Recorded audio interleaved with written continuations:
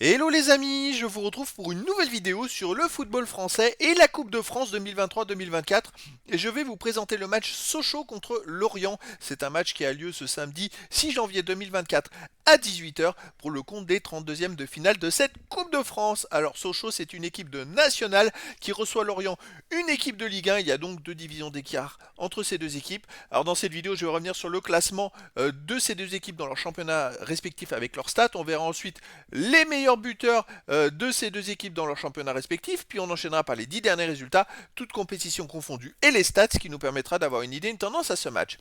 Alors Sochaux en national, ils sont quatrième de national avec 25 points en 16 matchs, 7 victoires, 4 nuls, 5 défaites, 29 buts marqués, 22 encaissés, plus 7 de différence de but. Bon, ils sont plutôt dans le haut du classement.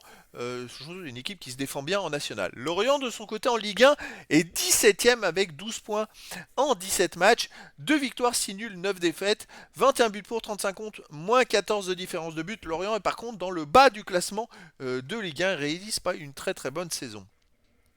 Au niveau des buteurs, pour Sochaux, on a Augas avec 6 buts en national, donc Lucien Zoï avec 5, Fatar 5, Michel 4, Dao 3, Makelou et Kofi 2, Viltar et Dessa 1, Pereira Dessa 1. Voilà. Pour Lorient, en Ligue 1, on a Fèvre avec 5, Kroupi 4 buts, Dieng et Tozin 2 buts, et après il y a plein de joueurs à un but, Mendy, Le Goff, Doucouré, Touré, Yongwa, Ponceau et Abergel. Les 10 derniers résultats, toutes compétitions confondues. Alors Sochaux, ça marche plutôt pas mal en ce moment. C'est 6 victoires, 3 nuls, 1 défaite, 26 buts pour, 12 contre, plus 14 de différence de but. Il reste quand même sur 5 victoires dans les 6 derniers matchs, à part une grosse défaite à Niort, 4 buts à 2. Et même sur les 3 derniers matchs, ils ont gagné 2 fois 4-0, une fois 3-0, sans prendre de but. Donc c'est une équipe qui marche plutôt bien.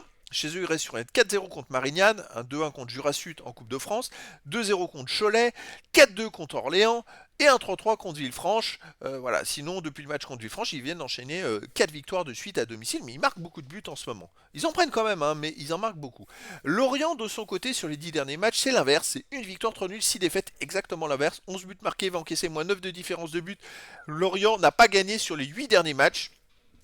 Toute compétition confondue, il reste d'ailleurs sur 2 nuls et 6 défaites. C'est un peu compliqué cette saison. À l'extérieur, il reste sur une grosse défaite à Brest 4-0. On va prendre que les matchs à l'extérieur. Un nul à Toulouse 1 partout, une défaite à Clermont 1-0, une défaite à Reims 1-0 et un nul à Lyon 3-3. Donc Lorient, c'est compliqué. En sachant que la magie de la coupe, tout est possible.